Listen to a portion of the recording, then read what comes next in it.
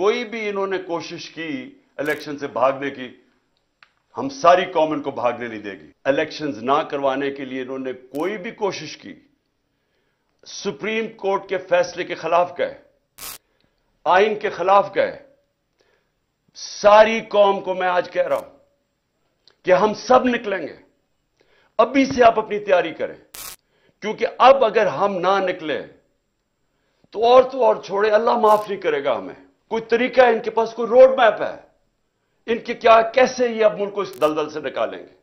और इसीलिए मैं अपनी एस्टैब्लिशमेंट को भी कहता हूं कि मुझे यह बता दें कि अक्टूबर के ये जो इलेक्शंस जा रहे हैं, इसमें पाकिस्तान का क्या फायदा है। यानी पाकिस्तान को अगर अक्टूबर तक इलेक्शन डिले करते हैं तो क्या इनके पास रोड मैप है जो मुल्क के हालात बेहतर हो जाएंगे। आज कहते हैं जी हमारे पास पैसा नहीं है इलेक्शन करवाने का, तो दिन ब दिन माशी हालात तो बिगड़ रहे हैं, तो अक्टूबर में किधर से पैसा आएगा। आज कहते हैं जी हमारी सिक्योरिटी इतनी अच्छी नहीं है, तो अक्टूबर में सिक्योरिटी कैसे अच्छी हो जाएगी। मेरे पाकिस्तानियों, यह समझ जाएं कि जो आज हालात हैं, जब तक इलेक्शंस नहीं होंगे ये हालात मजीद बिगड़ते जाएंगे। इलेक्शंस क्यों जरूरी हैं? इलेक्शन से सियासी इस्तेकाम आता है।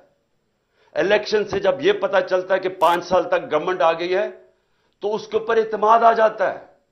लोग अगर सरमायाकारी करनी है तो वो तब करेंगे जब उनको नजर आए कि 5 साल तक अभी गवर्नमेंट बैठी है, पॉलिसीज ये रहेंगी। लेकिन अगर उनको इत्मीनान ही नहीं है, उनको यह नहीं पता कि अगले महीने क्या होना है, 3 महीने के बाद, 6 महीने के बाद क्या होना है, अक्टूबर के बाद क्या होना है, तो कौन पैसा, क्या सरमायाकारी अंदर पाकिस्तान या बाहर से कौन करेगा।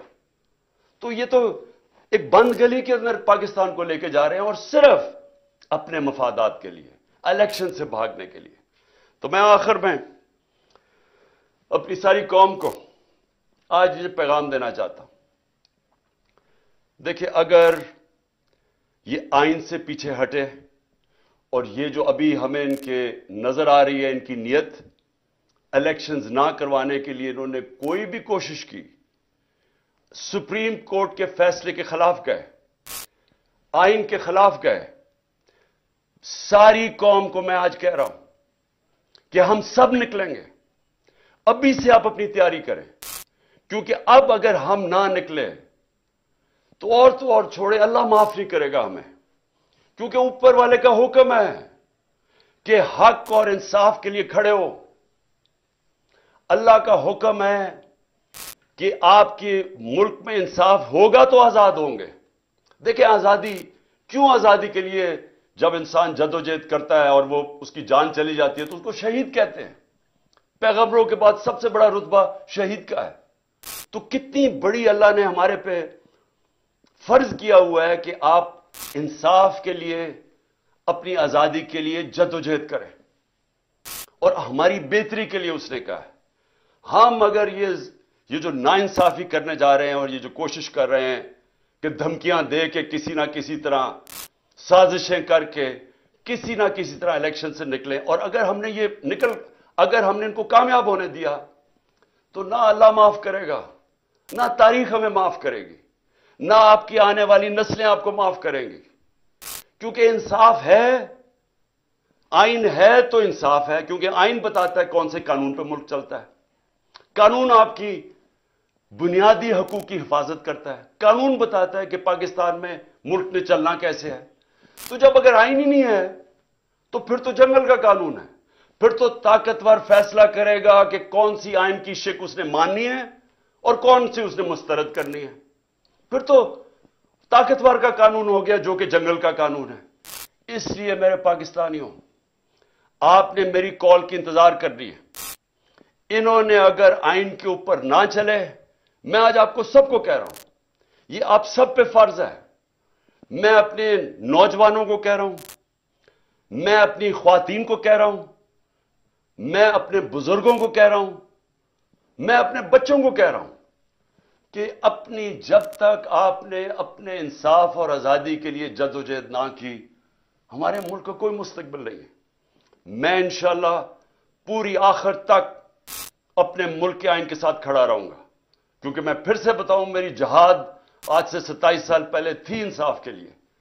और मैं आपको यह बता दूं कि इस मुल्क का सिर्फ अब मुस्तकबिल एक रास्ते पे, साफ और शफाफ इलेक्शन हो, एक हुकूमत अवाम के मैंडेट से आए, अवाम के मैंडेट से आके फिर वो इस्लाहत करे जो अभी तक पाकिस्तान में नहीं हुई।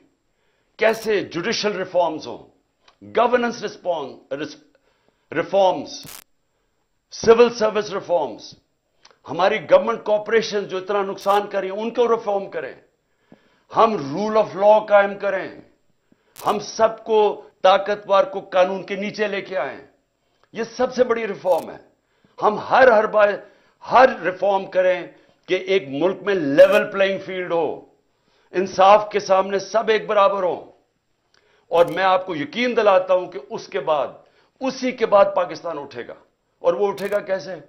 सबसे पहले बैरून मुल्क पाकिस्तान में सरमायाकारी करेंगे। 1 करोड़ बैरून मुल्क पाकिस्तानी है।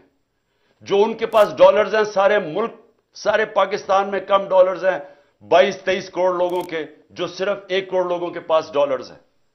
वो लोग वो जैसे पाकिस्तान में इन्वेस्टमेंट करेंगे, जिस वक्त वो पाकिस्तान में इन्वेस्टमेंट शुरू करेंगे, हमारा ये डॉलर का मसला हल हो जाएगा। हम जो इस वक्त सारा वक्त कभी कहां पैसे मांगते फिर रहे हैं, ये मसला तब हल होगा जब अपना पहले हम मुल्क का निजाम ठीक करें और उसके बाद एक वो माहौल बनाएं जिसमें सरमायाकारी हो। और वो सरमायाकारी के माहौल के अंदर जो सबसे पहले इस मुल्क में सरमाया करेगा वो बैरून मुल्क पाकिस्तानी है। फिर बाहर से सरमायाकारी होगी। हिंदुस्तान और चाइना, ये दोनों जब इनकी जब तरक्की शुरू हुई थी तो सबसे पहले इन्होंने माहौल बनाया था कि इनके अपने लोग जो बाहर बैठे हुए थे, हिंदुस्तान से लोग बाहर, जो चाइना से लोग बाहर, पहले उन्होंने अपने मुल्क पे सरमायाकारी की थी, फिर दुनिया से सरमायाकार आए थे।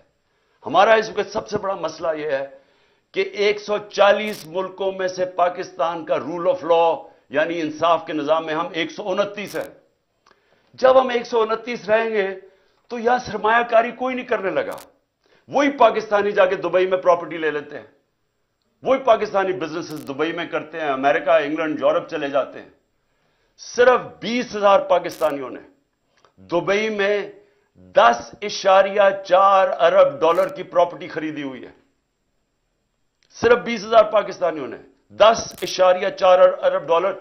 आईएमएफ से हम 6 अरब डॉलर के पीछे अब हर चीज मानने के लिए तैयार है। और अमेरिका के अंदर सिर्फ 16,000 जो पाकिस्तानी अमेरिकन डॉक्टर्स हैं उनकी नेटवर्थ 200 अरब डॉलर है। वहां लाखों पाकिस्तानी डॉक्टर्स हैं, अब पाकिस्तानी हैं, Pakistani American. 10 top Pakistani American businessman, उनकी वर्थ 25 अरब डॉलर है। तो हमारे मुल्क में अमीर हमारे पाकिस्तानी अमीर तरीन है, बाहर है पाकिस्तान से, यहां भी अमीर तरीन लोग हैं। लेकिन जब तक वो माहौल नहीं बनेगा सरमायाकारी का, पाकिस्तान में इन्वेस्टमेंट नहीं आएगी। और जब तक इन्वेस्टमेंट नहीं आएगी हम इसी तरह फंसे रहेंगे जो आज हम कभी कहां पैसे मांगते हैं और कभी किसी को से जाके भीख मांगते हैं और अपनी इज्जत भी खो बैठते हैं।